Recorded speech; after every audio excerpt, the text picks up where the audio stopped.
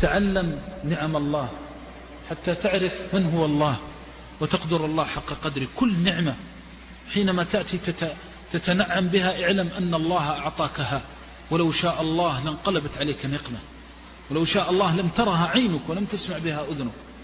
فكل شيء حتى القلم في يدك كتب الله، أمره الله أن يكتب وهو في يدك، ولو شاء الله أن يجف، ولو شاء الله أنك ما تكتب. كل شيء تتفكر فيه بعظمة الله عز وجل. ترفع الثمرة رطبة ترفعها تريد أن تفطر وأنت صائم وتقول سبحان الله، لأن الله كتب أن هذه الرطبة تأتي من القصيم إلى المدينة، ومن الرياض إلى المدينة، ومن المدينة إلى الرياض، لأنها رزق عبدي فلان، فطورا له من صومه أو فطورا له في صباحه من يومه، يأخذها مع القهوة يستصبح بها. لكن هل سأل نفسه أن هذا البن الذي يطحن من الحبشة أو يأتي من اليمن أنه رزق ساقه الله لك؟ غفلة عن النعم. متى تشكر؟ متى تشكر؟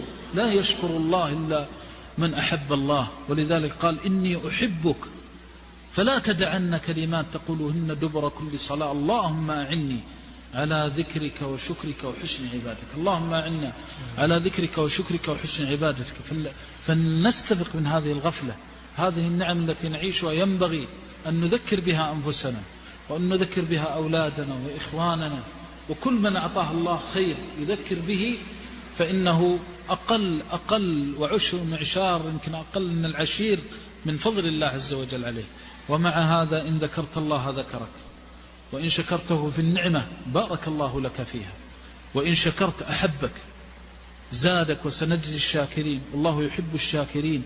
الذي يشكر الله، ولذلك الشكر لا يعطى إلا لأهل التوحيد الخلص المؤمنون الكاملون في إيمانهم. بقدر محبة الله للعبد يعطيه الشكر، أن الشكر هذه منزلة عظيمة. الشكر كل شيء، حتى لو نظارة تضعها على عينك، حتى لو كساء تضعه على رأسك، شكر. لأن هذه النعم ما هي عبث، وما أعطيت عبثا، حرمها غيرك وأعطيتها.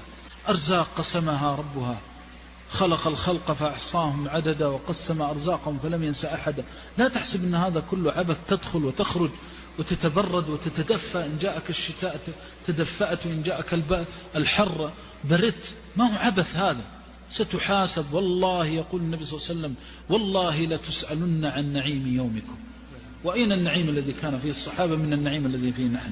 فينبغي أن يستيقظ الإنسان من الغفلة، وأن ينتبه ونبه من حولك من إخوانك من أصحابك.